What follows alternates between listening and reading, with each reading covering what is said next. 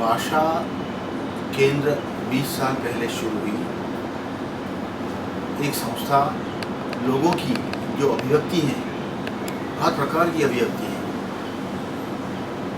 जो हमारी संस्कृति को, हमारे मानव व्यवहार को, हमारी कल्पना को, हमारे विज्ञान को, हमारी शिक्षा को, हमारे हर एक अच्छी या बुरी चीज़ को बनाती है, वो भाषा नाम की चीज़ भाषा का विषय है। भाषा इतनी अहम होते हुए भी भाषा के प्रति दुनिया का, समाज का रवैया इतना गंभीर नहीं दिखता है। भाषाएं शहरी प्रदेशों में, मैदानों में और जंगलों में या तो समुद्र तटों पे अनेक लोग अनेक प्रकार से प्रकट करते हैं। कोई भाषा का स्वरूप रंग का होता है, कोई का ध्वनि होता है, कोई मुंह से बोली जाती है, कोई लिखी जाती है। इन सब परिप्रेक्ष्य को ध्यान में रखते हुए भाषा ने अपना कार्य जैसे समय चलता गया आगे बढ़ाना पसंद किया। भाषा ने संपूर्ण परिप्रेक्ष्य में इतिहास, नृशास्त्र, कला, राजनीति और भाषा और जगह पर का, मौके पर का जीवन, इसमें ये देखा गया कि अनेक प्रकार के समुदाय देश में रहते हैं, जिसमें आदिवासी हैं, जिनको भाषा है, लेकिन आज का जमाना जिसको मानता है वैसी लिपि नहीं है। तो क्या लिपि जिसको मिलती है वही भाषा है? क्या उसमें मौखिक परंपराओं में जो वाङ्मय है, जो साहित्य है, वो साहित्य जब लिखित होता है तभी उसको कुछ अहमियत मिलती है?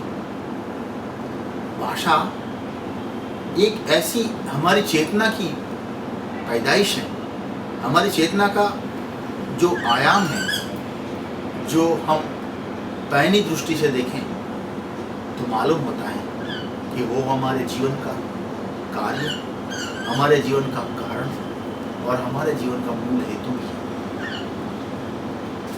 जिस प्रकार में आज हम भाषा का लिपिबद्ध स्वरूप देखते हैं, उसको 38,000 वर्ष हुए होंगे, लेकिन मानव की यात्रा दुनिया भर में चली है। अनेक प्रकार के गुट समुदाय यहाँ से वहाँ अपने जीवन यापन करने के लिए निकले और वहाँ अपनी भाषा का विरासत, भाषा की विरासत छोड़ के गए। तो वहाँ भाषा विकसी, जो नई आई उसका अंदर समावेश हुआ, और जब पहले थी कोई जगह जाकर मिली, वो पहले थी। इसमें पहले पीछे कुछ नहीं होता है, एक बिंदु होता है जहाँ दो चीज़ें मिलती हैं, जो चेतनाएं मिलती हैं या भाषाओं का विनिमय होता है, शब्दों का, चेतनाओं का, संस्कारों का, भावनाओं का, विचारों का, अभिव्यक्तियों का, कला का, हर प्रकार का मिलन होता है। और भाषा हमारी पूरी सांस्कृतिक और आर्थिक व्यवहार के साथ आगे चलती है। तो भाषा का काम ये रहा है कि ऐसी भाषा का एक सर्वेक्षण करना, ऐसी भाषाओं का एक सर्वेक्षण करना। वैसे भारत में 1961 में 1652 भाषाएं, मातृभाषाएं गिनी गई थी।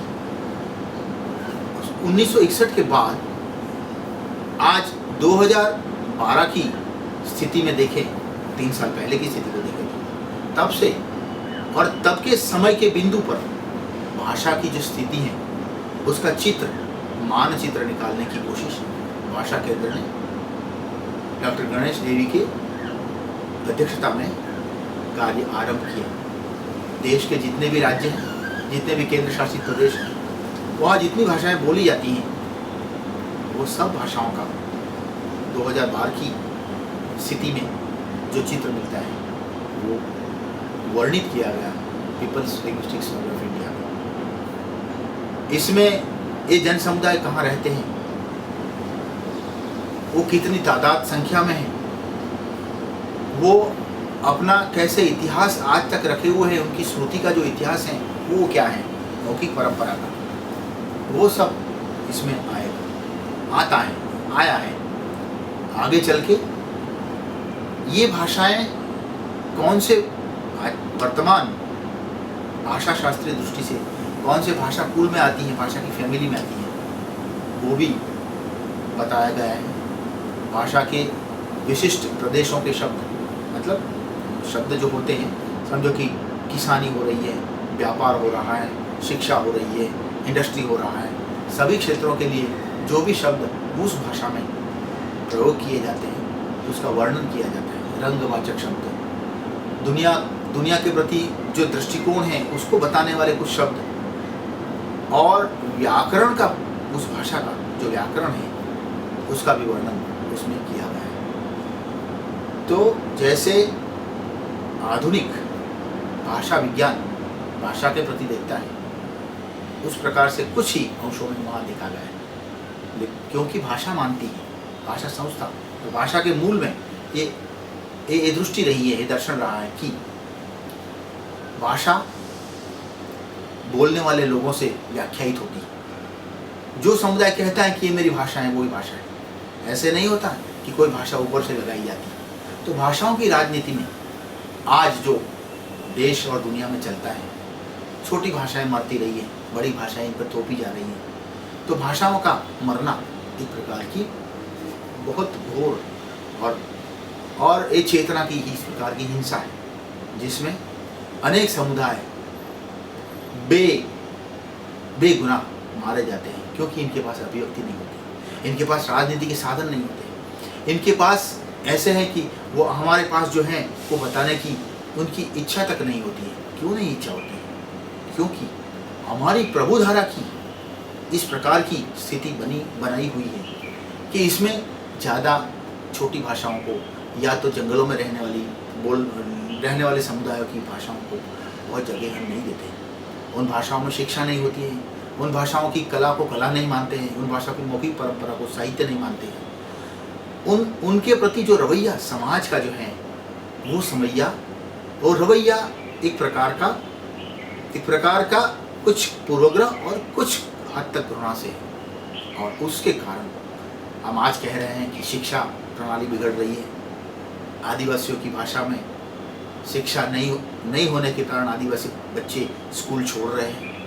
उनके साहित्य में जो भी सौंदर्य है, जो भी मौखिक परंपरा में महाकाव्य हैं, जो भी गीत हैं, जो भी ऋतु परिवर्तन के, रोजमर्रा जिंदगी के, मानव संबंधों के, हर चीज को व्यक्त करने के लिए जो भी विशिष्ट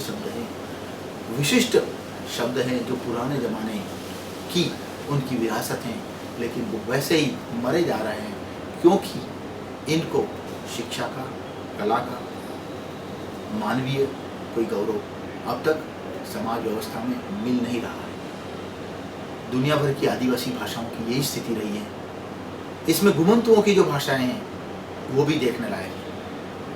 भाषा केंद्र का एक काम ये भी रहा है कि घुमंतु समुदायों को जानना, उनके प्रश्नों को पहचानना और व्याख्यायित करना, उनके लिए आवाज़ करना और लोगों को संगठित करना, वो बताना कि अंग्रेज ज़माने में जो 1871 की साल में जो कानून बना, क्रिमिनल ट्राइब्स एक्ट, वो जन्मजात गुनहगार होने का कानून बना, उसके कारण ये लोग भागते रहे, अपनी पहचान को छिपाते रहे, अपनी भाषाओं को मारते रहे, खाली पेट भरने के लिए इधर घूमते रहे, छोटी मोटी कला या कसब करते रहे।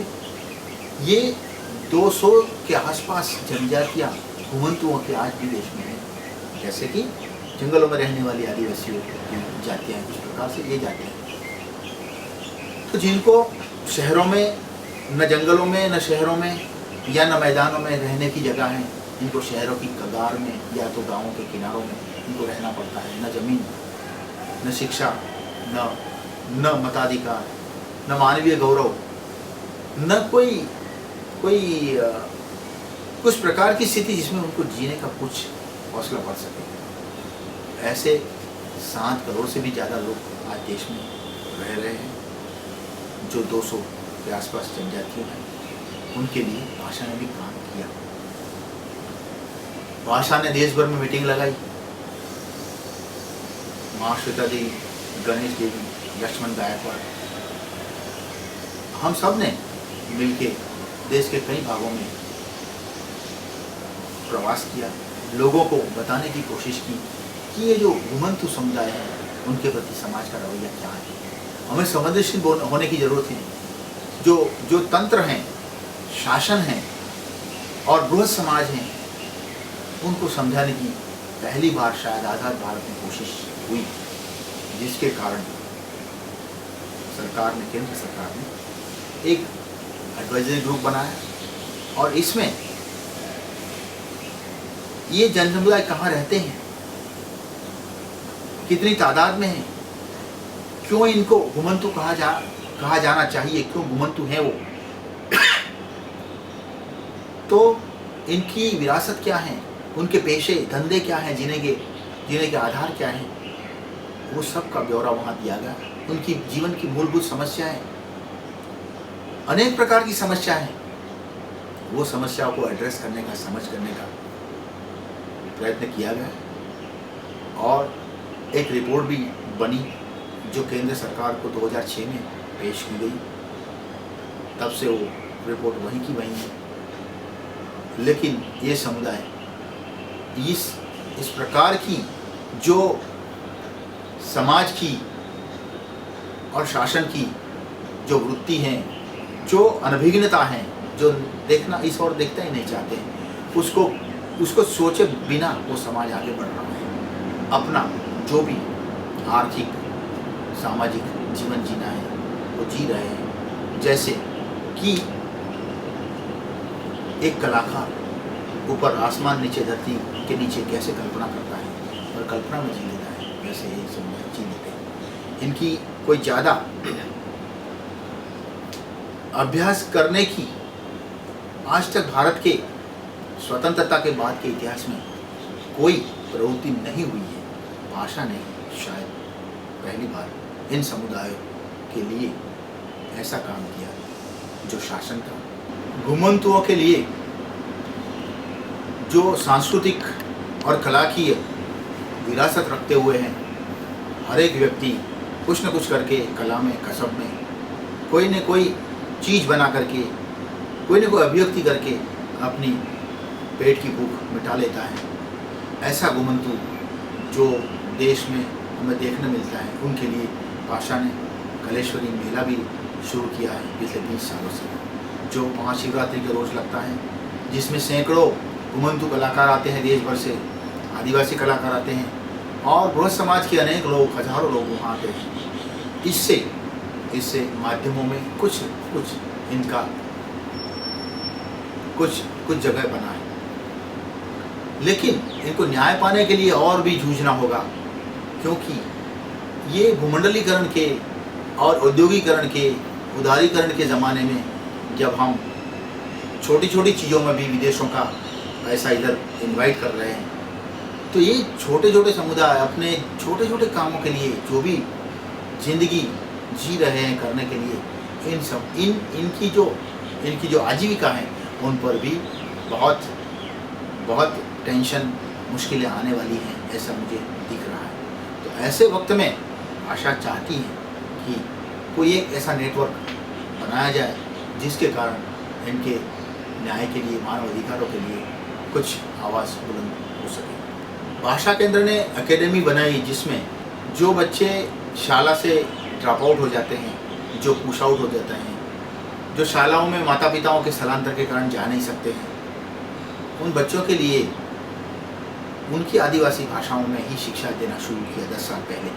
2006 में काम शुरू हुआ। ये बच्चे हर साल वहाँ आके अपने प्राकृतिक, अपने आदिवासी जीवन के जैसा संदर्भ यहाँ पा करके अपनी भाषा में ही शिक्षा पाते हैं और आगे चल के जो भी शालाएँ होती है वहाँ चाहे तो जा सकते हैं।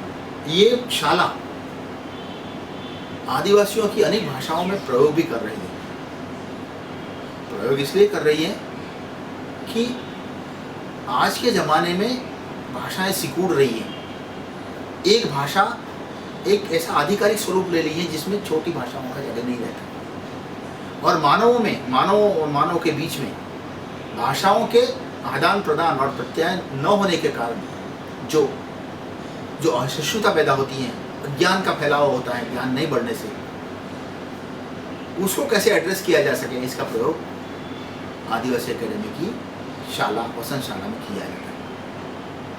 अनेक भाषाएं जो हमारे देश में, जैसे PLSI में निकल के आई 780 भाषाएं हैं, जिसमें आदिवासियों की भाषा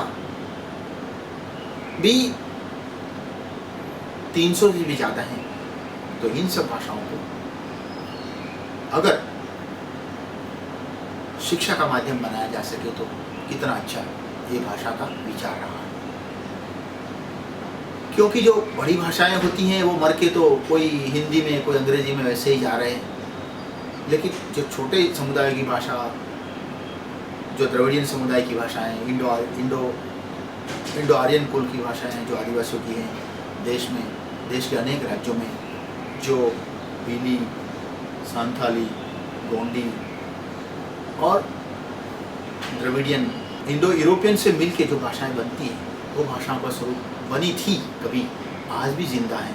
लेकिन जो मुख्य धारा की भाषाएं जो हैं, जिसमें उस राज्य का जो एजुकेशन चलता है, वो तो बड़ी होके कहीं बड़ी भाषाओं में और भी मिल गई, वो महानद में चली गई। लेकिन छोटी छोटी धाराएं जो आज भी हमारा ध्यान चाहती हैं, वो मल्टीलिंगुअलिज्म के विषय पर भाषा ने संबोधित करने का प्रयास किया है। तो बहुभाषी शिक्षा, जितनी हमारे पास भाषाएं ज़्यादा हो, उतना ही हमारा ज्ञान विषय विपुल और विशाल हो सकता है। तो भाषा की इस दृष्टि मल्टीलिंगुअल एजुकेशन के पीछे है।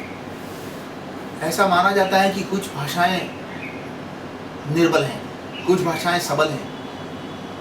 भाषा को बढ़ने का मौका मिले तो सब भाषाएं सबल हो सकती हैं। जीवन के अनेक पहलुओं को व्यक्त करने वाली, अनेक भावों को, अनेक विचारों को व्यक्त करने वाली, अनेक सामाजिक परिस्थितियों को, आर्थिक परिस्थितियों को व्यक्त करने वाली जो भाषा आज भी हमारे देश में जिंदा है, वो भाषाओं में शिक्षा नहीं होने से हमें क्या नुकसान हो रहा है एक देश के तौर पे, वो भी भाषा सोच रही है।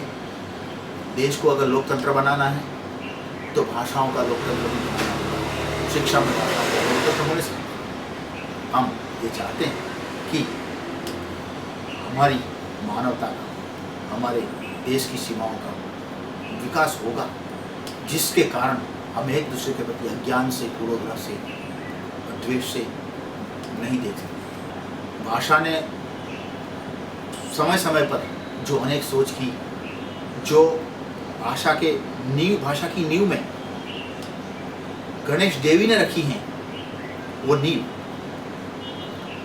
कि आने वाले समय में जब भाषाएं सब डिजिटलाइज हो रही हैं, उस समय में जो मौखिक परंपरा की भाषाएं हैं, जो उनकी विलुप्त होने की गति तेज है, उसके साथ डिजिटलाइजेशन की गति भी तेज है, तो वो एक दूसरे की विरुद्ध दिशा में गतियाँ हैं। इसके लिए भी भाषा ने कुछ सोच की है कि शिक्षा, साहित्य, कला, संस्कृति, इन क्षेत्रों में इस सब का डॉक्यूमेंट हो, ये काम आगे चले और ये सबको आगे बढ़ाते हुए हमारी भावी शिक्षा नीतियों को, हमारी भावी भाषा नीतियों को, हमारी भावी आयोजन की नीतियों को हम कैसे बढ़ाएं, समुदाय की प्रति मोड़ने वाली हमारी नीतियों को कैसे बनाएं और मानव संसाधन को कैसे हम और भी समृद्ध करें, इसको कैसे विकसित करें, ये भाषाओं के विकास पे आधारित होगा। इस पर भाषा के प्रयोग आज चल रहे हैं और आगे जाके इसके प्रकल्प निकलने वाले हैं। भाषा ने संगीत में, आदिवासी संगीत में डॉक्यूमेंटेशन का काम किया है। भाषा के जो कलाकार आदिवासी जीवन में रहते हैं, समाज में देखने को मिलते हैं, वो सब कैसे अपने सामाजिक संदर्भ में, अपने जीवन के संदर्भ में कैसे कला को जीते हैं, वो देखते हुए उनकी कला को बिना संदर्भ खोए कैसे समृद्ध किया जा सके, कैसे विकसित या संबलित किया जा सके, उसकी सोच में हैं। जैसे भाषाएं मर रही हैं, जैसे आदिवासी संगीत भी धीरे धीरे लुप्त होने की कगार पे है, तो भाषा ने आज तक देश के केरला, हिमाचल, गुजरात, उत्तराखंड, झारखंड, छत्तीसगढ़ इतने राज्यों का आदिवासी संगीत का डॉक्यूमेंटेशन किया है, जिसका संगीत की दृष्टि से जो लिप्यंकन होता है, स्वर का जो नोटेशन होता है, वो लिखा जाने का काम, म्यूजिक राइटिंग का काम भाषा ने पिछले 5 सालों में किया है। भाषा एक छोटे स्थल में रह के गाँवों में, आदिवासी क्षेत्र में काम करते करते लाखों लोगों तक पहुंची हुई ऐसी लोगों की एक संस्था बन गई है। एक आंदोलन सी भाषा लोगों की अभिव्यक्ति के लिए, उनकी कला के लिए, उनके साहित्य के लिए, उनकी भाषाओं के लिए, उनके मानव अधिकारों के लिए, उनकी जीवन रीति जो हैं, जो कम इस्तेमाल करती हैं चीज़ों को और ज़्यादा दूसरों के लिए छोड़ देती हैं, ऐसे कम उपभोग से चलने वाली, संचयवादी नहीं, ऐसे भोगवादी नहीं, ऐसी ये संस्कृति हमारे कल के लिए कैसे हमारा सभी का जीवन मूल्य बन सकती है, वो भाषा की मूल सोच में है। क्योंकि ये धरती के पटल को अगर हमने ज़्यादा खोद दिया, सब कुछ निकाल दिया, तो पृथ्वी और आसपास का पर्यावरण हम जैसे रोज़ रो रहे हैं कि भ्रष्ट हो रहा है, इसके लिए क्या किया जा सके, तो वो दर्शन आदिवासी के जीवन में भाषा ने देखा है। और आदिवासी के इस दर्शन को दुनिया के प्रति कार्य के द्वारा प्रकट करने के लिए पहले से 20 साल से ये कदम उठाना शुरू किया। आज तक भी चलता है। जैसे जैसे ज़माना चलेगा, ऐसे ऐसे समय के अनुसार प्रकल्प बनते जाएंगे और इसके लिए जो यहाँ प्रयोग हो रहे हैं और इसके हिसाब से कर्मशीलता भाषा रहेगी। भाषा का देश भर में 3000 से भी ज़्यादा भाषा कर्मियों का एक नेटवर्क है, कलाकारों का भी नेटवर्क है, जो हमें एक साथी के तौर पे मिला है। वो सब जहाँ हैं वहाँ भाषा के लिए सुचिंतित रहते हैं और बारी बारी मिलने से भाषा का कार्य लोगों की अभिव्यक्ति का कार्य, भाषा तो एक जरिया है बात करने का। भाषा अकेली नहीं होती है, भाषा समुदायों के साथ होती है और समुदाय अनेक वर्षों से सैकड़ों जगह घूमते हुए कहीं ठहर गए हैं और अपना आज का स्वरूप हमें दिखा रहे हैं। तो उनका जो भूत हैं, उनके पीछे जो चीज़ें पड़ी हुई हैं इतिहास की, मानव शास्त्र की, वो चीज़ों को निकालने के लिए, समुदायों की स्थिति को जानने के लिए भाषा ने एथनोग्राफी, इस प्रकार की सांस्कृतिक और सामाजिक या तो मानव शास्त्रीय अभ्यास का एक मॉडल बनाया है, जिसको तेजगढ़ मॉडल कहते हैं। वो मॉडल में ये समुदाय के सामाजिक, लोकशास्त्रीय, कलाकीय, सांगीतिक और नाट्य हर प्रकार के पहलुओं को विषय बना के इसमें लिखवाना शुरू किया है, जिसके तहत 70 से भी ज़्यादा एथनोग्राफ तैयार हैं और देश के अनेक भागों में ये काम आज भी जारी है। और जैसे भाषाओं का सर्वेक्षण हुआ, इस प्रकार से लोक सर्वेक्षण, जनजातियों का भी सर्वेक्षण, जातियों का सर्वेक्षण भाषा के करने की सोच है, जिसमें हमें भाषाओं का नक्शा मिला, जैसे हमारे प्रजा समुदायों का नक्शा हमें मिल सकता है। तो हमारी जो आयोजन की नीतियाँ हैं, उस पर ये सामग्री बहुत ही उपयोगी हो सकती है, अगर हम सही मायने में इस सामग्री के प्रति संवेदनशील हो और लोगों को सही मायने में लोकशाही, लोकतंत्र देना चाहते हो। तो ये सब चीज़ें जिस पर शासन का और बृहद समुदाय का ध्यान नहीं है, इस पर भाषा का ज्ञान है और इसमें वो कार्यरत है। तो लोगों की अभिव्यक्ति को अहमियत और ताकत देने का, जिससे हमारा जीवन सुख और आनंद हो सके।